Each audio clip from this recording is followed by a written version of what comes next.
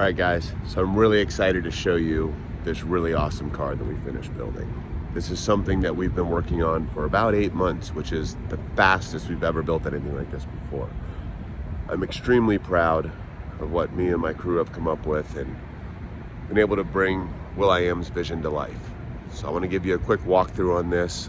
Nobody else is going to give you this. At least I'll be the first, because we're here in Miami to reveal the car. After this, it's taking off. It's going to be in France. So we've entered a new generation of building custom cars. It's basically a concept car that you can drive like any other car, any production car on the road today, but looks fully custom, one-off, with details that never before were possible. So this car started life as a Mercedes-Benz GT63S. It's an AMG 4-door model.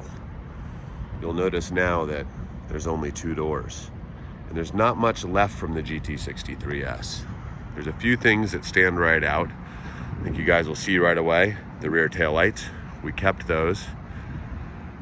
The rear glass and the front windshield are also from the original car.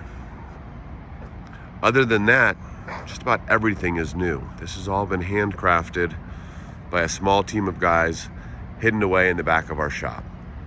This was so top secret that even my wife hasn't seen the car yet. Pretty impressive. The first thing that most people notice is this G-Class front end. This is something that's extremely different, and it gives the car a lot of character. At first, I wasn't too sure about it. Just being honest. We did about 7 different revisions of the design without a G-Class front end.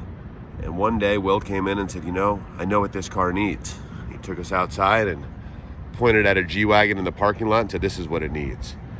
I think we all looked at each other and didn't know where to start, but took it upstairs to Musa and he did some quick renderings and started playing around with this, and it thought, well, maybe we can make this work. So we gave it a shot.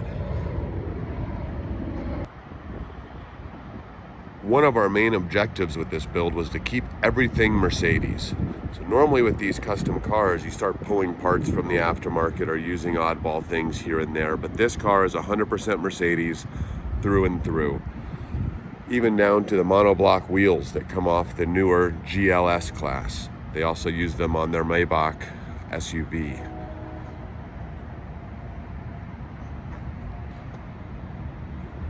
You can see items like the fuel door. Open it up, still looks just like the original car. Works just like the original car as well. To get into the car, we made handles that are hidden underneath here. This is actually the same touchpad that comes out of the rear bumper that opens up the lift gate. So you can walk up to the car and put your hand underneath and boom, pull the door right open. One thing that's unique about this car is the suicide doors. The door is over 6 feet long. These are the longest suicide doors we've ever built. The hardest part of engineering this is that there is no structure back here in the stock vehicle.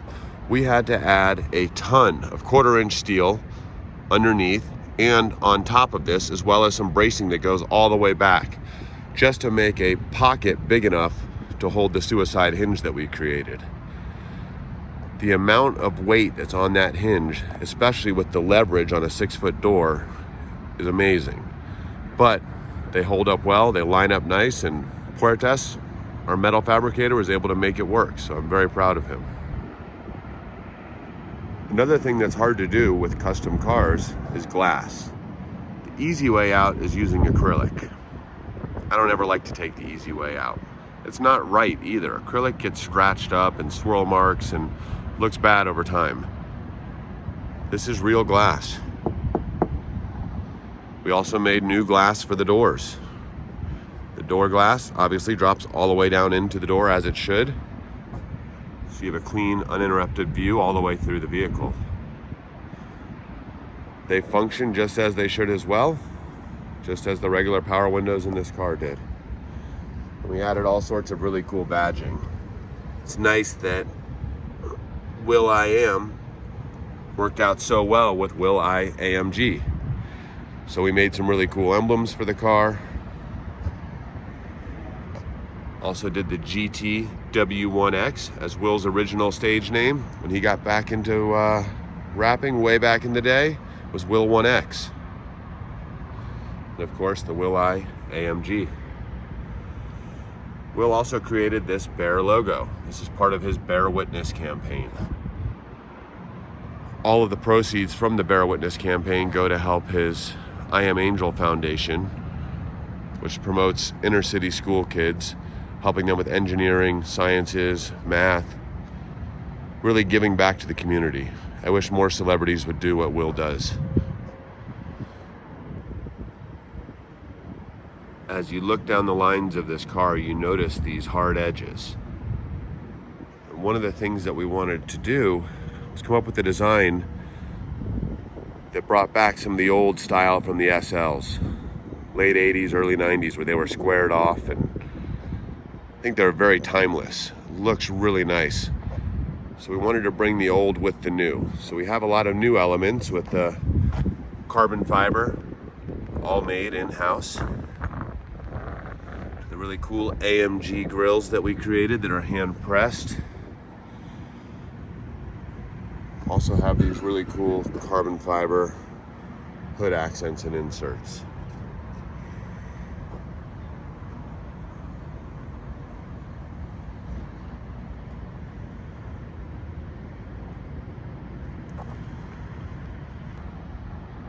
So one of the toughest parts about building a car like this is making sure that the car thinks that it's complete. There are no longer rear doors, so all of the components from the rear doors had to be relocated. So we found a place to do that. And here behind the front seats is a small little wall that you see.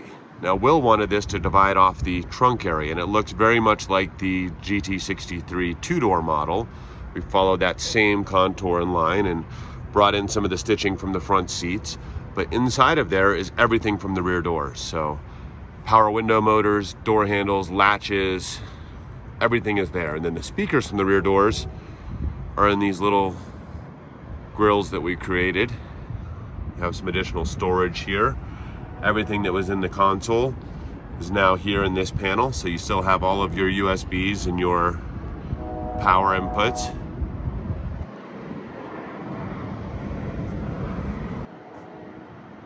So many people want to know how we got these proportions. Why is the hood so long? And how has everything shifted back so far? They think maybe we played around with the wheelbase, maybe we pushed the front end further out, and we actually took a different approach, something that we haven't done before. We took the A-pillar in the windshield and moved it back 300 millimeters. That gives us that long front end without changing the drivetrain. All of the all-wheel drive, rear-wheel steering, transmission, driveline, all of that is intact. AMG built an amazing performing car. It's a twin-turbo V8, 630 horsepower. I mean, this thing really scoots. There was no need for us to mess with that. They've already got that part dialed. So we did do some suspension tuning at the end to bring it down about 25 millimeters when it's in Sport Plus.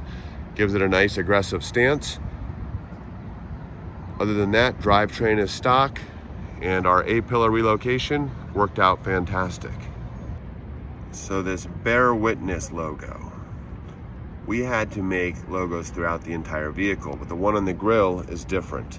This one had to be machined out of acrylic and machined from the backside. You can kind of see the depth from the eyes and the nose and the mouth as you move this around. And the reason why it's acrylic, right behind here is a radar sensor. That radar sensor lets you know how close you are to the car in front of you while you're driving. So if you're using adaptive cruise control, that will slow you down if you get too close. We also made bears for the wheels. And we wanted to make sure, just like the Rolls-Royce, these bears are always upright. So you can see they're all weighted, they turn, in the end they come back to their home resting position.